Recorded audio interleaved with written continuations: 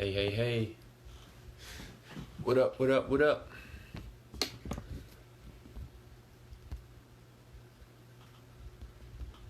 Anyone is tuning in, I'm going live with Crum to do a little Q&A before our actual podcast interview. I see he's in here now, so let's add him in.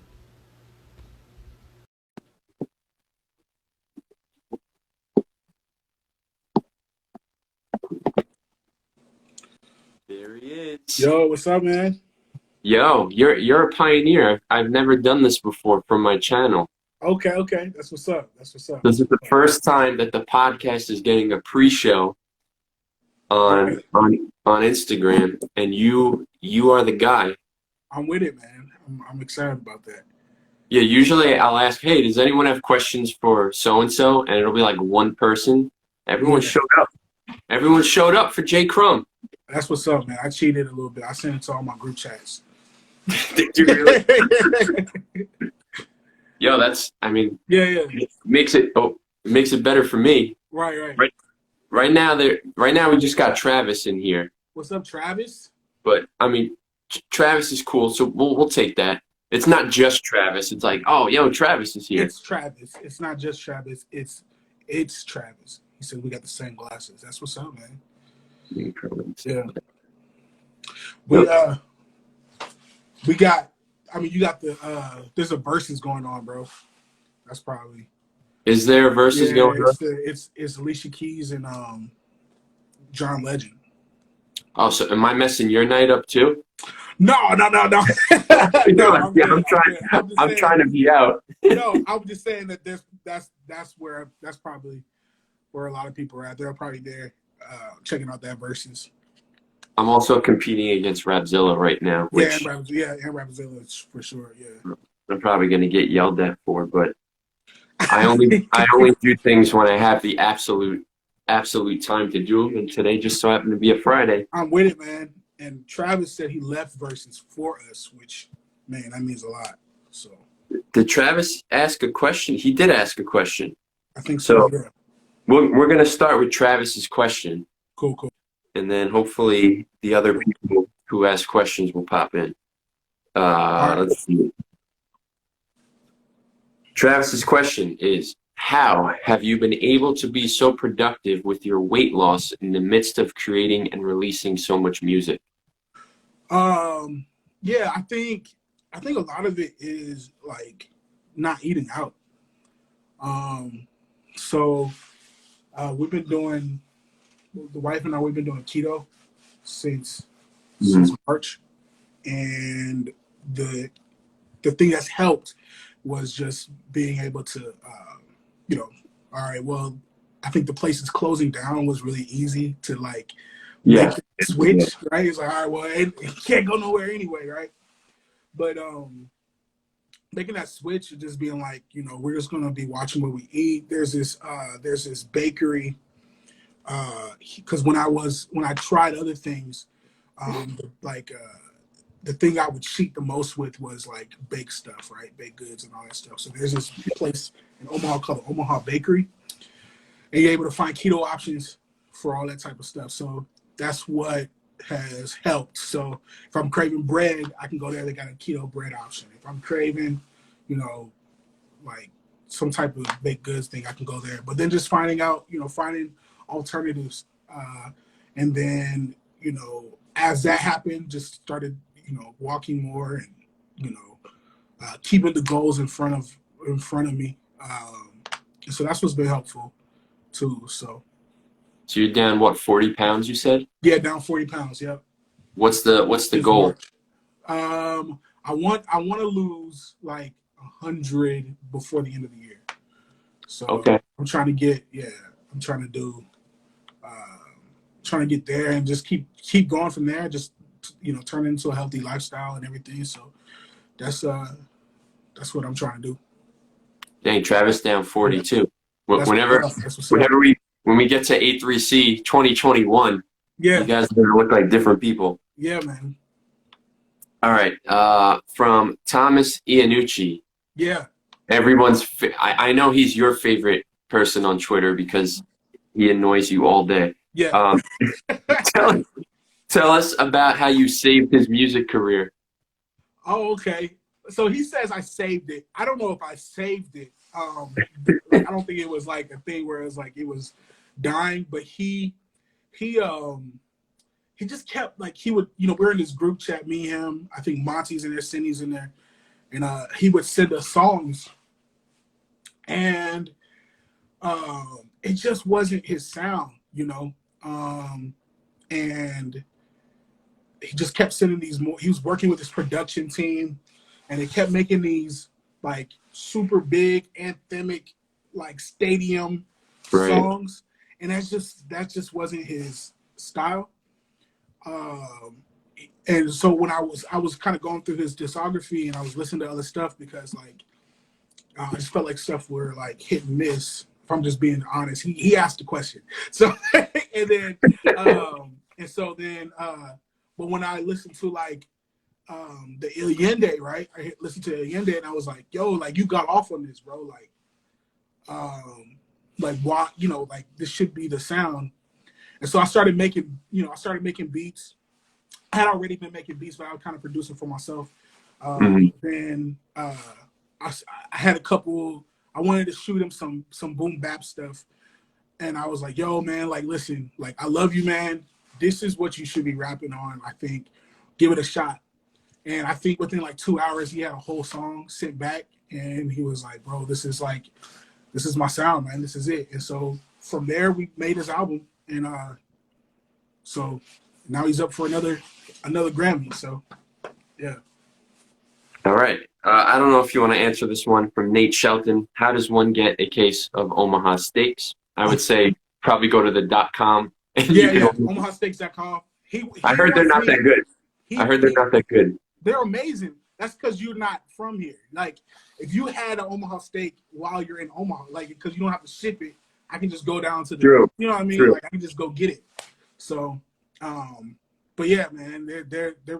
I mean, I live in Omaha, so every Omaha steak is an Omaha. You know, every steak's an Omaha steak. Every steak you buy is an Omaha steak. Yeah, we have great steak here.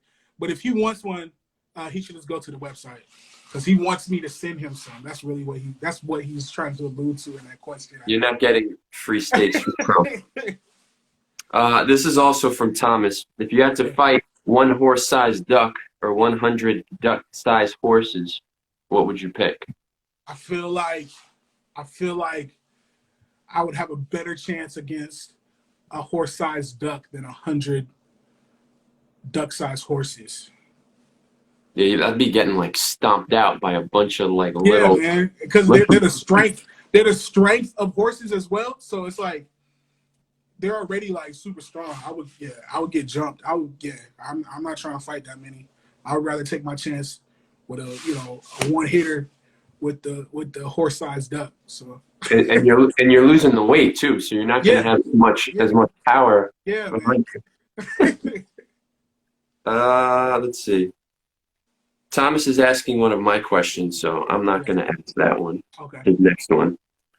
And he didn't tune in, so this is his fault anyway. Right. The shady question from King Chav. What's it like being a hip-hop purist in Nebraska with corn huskers? So Omaha is like nothing like the rest of Nebraska. So like the rest of Nebraska, of course, is like all cornfields and it's like all that stuff. And so Omaha is very, very, very different. So we have a pretty good hip hop scene here. There's King ISO signed to Strange Music recently. You got nice. You got Skyree, who's done some real cool stuff. Dreamville came through and did a documentary about Omaha.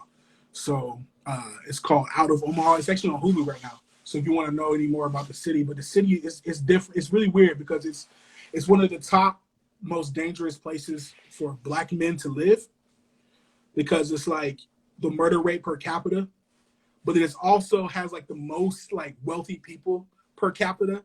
That's interesting. Yeah, so there's a huge like racial divide and a huge segregation where it's like you got two different worlds, two different things simultaneously happening within Omaha. And so so it's weird. It's weird. But as far as like hip hop, there's a few people here who are dope. And got the juice. So yeah. Nice. I see Fano just jumped in. I see Chav caught the end of his question. Yeah. So I'll ask Fano's question. How do you manage to stay really consistent in terms of dropping music? It seems like every Friday we get a new Crum record, which today we got one, right? Yeah. A lot of people compromise quality when they do drop every Friday, but you haven't compromised quality one bit. I don't even feel like this is a question. This is like, yo, you're awesome. Yeah. It's basically what he's telling you. Yeah, I appreciate it. As far as like being consistent, so I drop, it feels like it's every week, but I drop a new piece of content every week. So so it's like a song, video, and then doing like a behind the scenes. Yeah. And then then I'm dropping micro content from those things. I just sprinkle those out. As far as like staying consistent, so while I'm, it's like I go through these seasons where I'm making these bodies of work. So like right now, I think I'm sitting on like 12 songs. I'm sitting on 12 songs right now. Okay. And so one of the things I do is like I'll have those songs and I'll schedule them out. And while I'm scheduling those songs out, I'm working on a whole nother stack of songs. You know what I mean? So while I'm doing that in these videos, and I just dedicate that certain amount of time to get this work done, and then like just try to release them in a way where I can stay consistent. I think because the game has changed as far as how music is released, that like if you don't have a huge gigantic fan base, making albums and just dropping, I'm gonna just drop 15 songs on you out of nowhere. It doesn't work like that very well for indie artists. No, not anymore. Yeah. And so while I miss that and I would love to get back to that, I love to have a fan base where I can just drop something like that. I know I don't have that yet. So so while it looks like I'm dropping like crazy, the cheat code is that I really just made an album and I'm releasing it a bit at a time. Right. And making sure that they all go together, they all coincide. So like if you look at the singles, they're all part of one project. And if you look at all the visuals, they all fit the same kind of theme. If you're watching closely, you can kind of catch them, which has been cool because you got people who hit me. I got people who hit me up about like theories and stuff like that, which is cool because, you know, art's open to interpretation. So, yeah. Yeah, I just scheduled some stuff out myself today, like those artist tips videos that I started doing. I scheduled out 2 today, and I edited 2 today. Yep. So usually my videos, you'll see like 2 consecutive videos of me wearing the same shirt. Yeah. I'll just do them back to back. Yeah. Like, all right, I'll do them later. And then I was like, maybe I should just record 4, and then I could at least like green shirt, black shirt, green shirt, black shirt. Bring 4 shirts. Something like that. Bring 4 shirts. That's all you got to do. I ain't trying to do all that. That's too much. Too much work. I ain't getting paid for this. You're making a little bit of something on streams at least. I'm making nothing. I'm gonna keep that same shirt up. I feel you, man. Right. Jared Sanders in the house. What up, bro? Yeah. This question's from Senny. What is your creation process like, and do songs come easy for you? I feel like you just talked about that a little bit. Yeah, a little bit, yeah. I'll answer the second half of that. Songs come easy for me. It depends. It depends on the subject, and it depends on the zone I'm in. One of the things that I've learned is like, I try to press through it. You know, so like I think there was a time where I was just like, I'm just not gonna, I'm not feeling it, so I'm just not gonna write.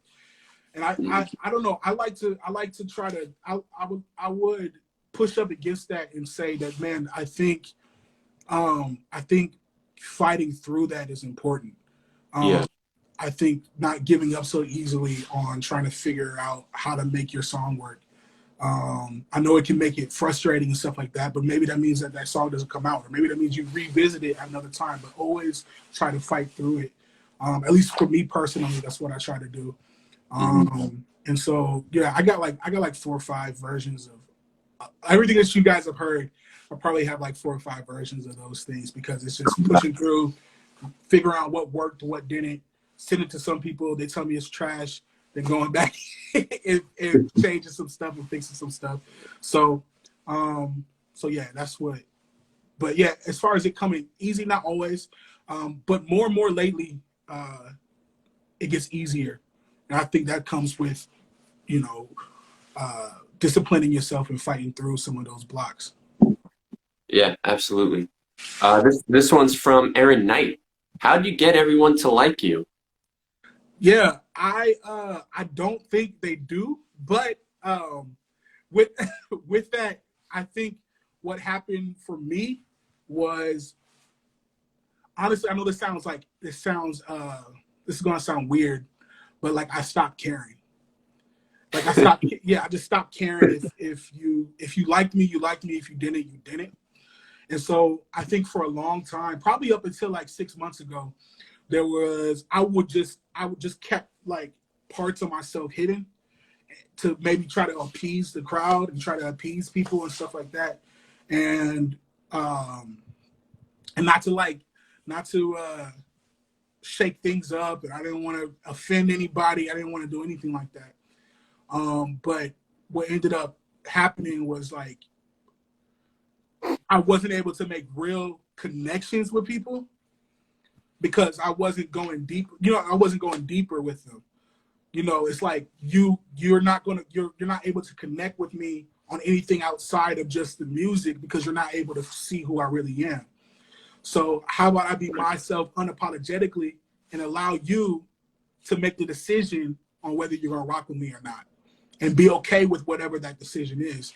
And so that's what happened here was, man, just be myself unapologetically. If you rock with it, you rock with it, and if you don't, you don't. And the people who have rocked with me, it seems like the connection has just gotten deeper. And so that's good. But yeah, it started with stop not caring so much what everybody thinks. So Yeah, I mean the first time we sat down really to talk was in Chick-fil-A. yeah, yeah, We like met in that, I guess it was a bar yeah, club, whatever, where they ran out of chicken wings, which was so whack. yeah, But we yeah, but we couldn't even really hear anything. yeah, And then we were all just like, hey, this big group went to Chick-fil-A. yeah. And that's how you do things. Because it was That's how open. you, It was open 24 hours. yeah, it was the OG I Chick-fil-A. appreciate you, Steven, man. I appreciate you, bro. All right, this one's from Cam. Balancing starting a church and managing a music career. How do you keep them separate, or do they coincide? I think in some ways they coincide, but I think in some ways I was talking with uh about this because he's also a pastor, and we were talking about um these tensions, right? It's a Mhm. weird thing. Like you have doctors, they'll go and they'll do their shift, they'll come home and they're able to take off the doctor's hat, right? When Right. the teacher that goes to class, they teach their class, they come home, they're able to take off the doctor's hat, they become that. For some, being a pastor is like, for some reason, people don't think you could take the hat off. You know what I mean? And so, when that's not the case, like I find my identity, and it's me, when my identity is in me being a pastor, then or just solely being a pastor, um, or even being a rapper, um, it's always going to be based on what I do, right? It's always going to be based on my performance. It's always going to be based on those things. And so one of the things with that is I'm able to all right, this is in this moment, I'm going to be making music, I'm dedicating this time. I'm going to this stage. I'm going to that. All right, I'm working on this sermon. I'm working on, and so I'm able to, but sometimes, yeah, it does coincide, especially if, you know, if I get some type of inspiration while I'm on the stage, I might get something I might say there, or if I might be inspired by a message that I preached, it makes me want to write a song. So it's just knowing that, man, like not it's I guess it's not being so caught up in what I do and the titles that are associated with that, and being more focused. Okay, I am Josh, right? So if I am Josh, I'm Josh. That means I also preach sometimes. That means I rap sometimes. But there's so much more to me than just that. And so, not being so caught up in, what is what and which is which, if that makes sense. Okay. Yeah, that makes sense. And from KJ Carter, kind of along the same lines, do you think being a pastor, a rapper, has had any special influence on your congregation and also the relationships you build with other believers? And do you ever get looked at funny for being both? Yeah. That's a good question, man. That's a really good question. I think sometimes if, let's say, my content, the things I'm talking about isn't like straight up Jesus all the time, I'll get looked at funny sometimes. They'll be like, why did you say that this way? I think the project I did with Michael, I got looked at a few times. That was a Because I'm dope talking project, about, though. yeah, great. Yeah, I had a lot of fun with that one. But like, because I'm talking about race relations, I'm talking about, stuff with how things were like for me growing up. I got some confident raps in there, so it's like some stuff in there where it's like, yo, why'd you say that? You're supposed to be, and it's like I don't get that a lot, but like, but yeah, sometimes I think, but I think for the most part, it's been a lot of support. Um, it's been a lot of support. It's been a lot of people who are just like,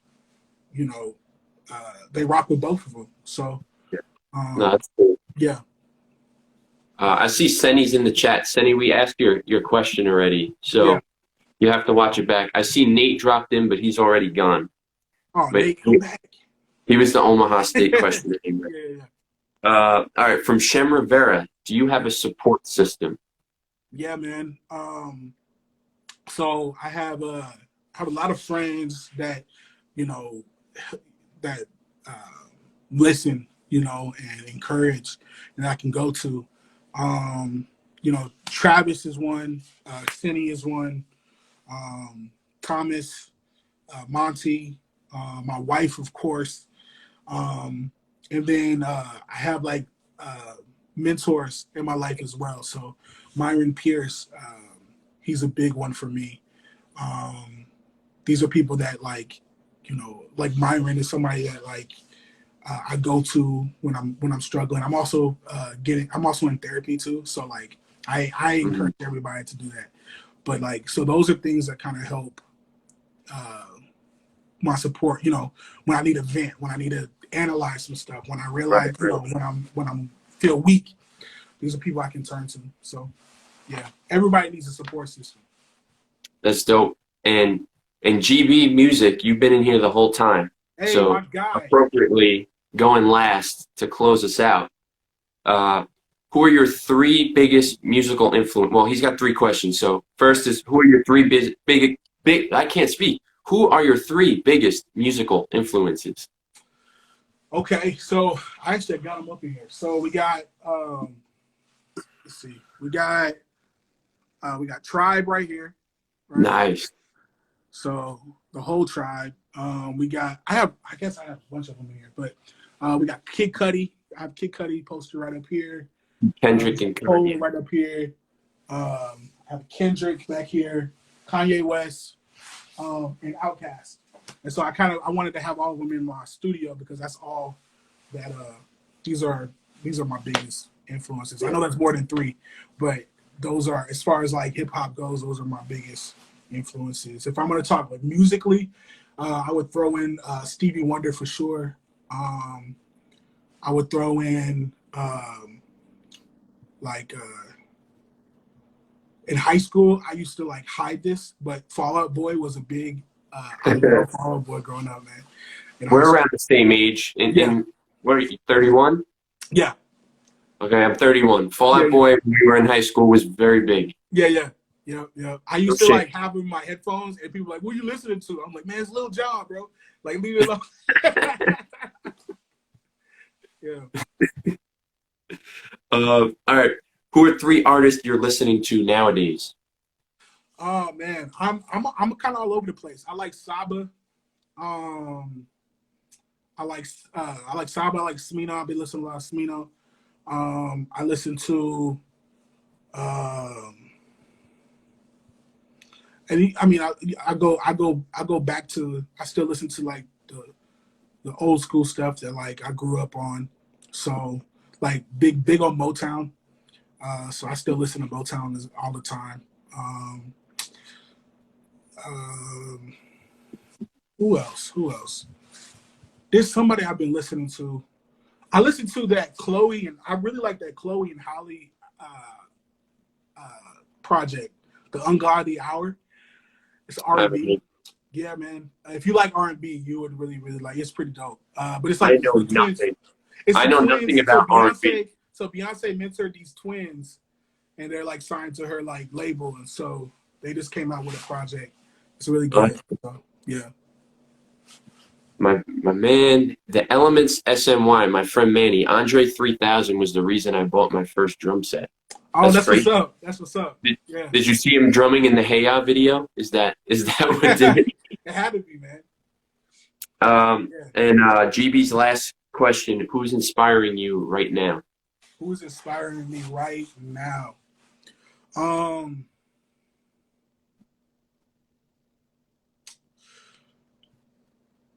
that's a good question, man. I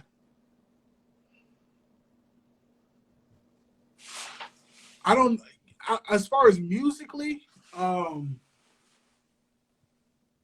as far as musically, I'm gonna be honest, bro. Let me just be completely transparent. Not a lot. Not a lot of people. I feel that. Yeah, yeah, not a lot of people. I feel like right now, there's an app like I feel like there's this absence of art that's needed in a time like this. There's stuff you can go back to, you know what I mean? But as far as like new things that are hitting right now, I just don't feel like that's coming out right now. I think we need more of that. We need music for this moment that's coming out in this moment. Yeah. But with that being, I guess if he says music or otherwise, I think otherwise. I'm reading I'm reading books, which has been good. I would say if you guys ever read 4A Principle by Tommy Newberry, it's really good. But yeah, man. And then I've been kind of clinging to the word, man. Just I've been going through John, which has been really cool. We've been doing that with our weekly Bible studies and stuff, so that's been dope.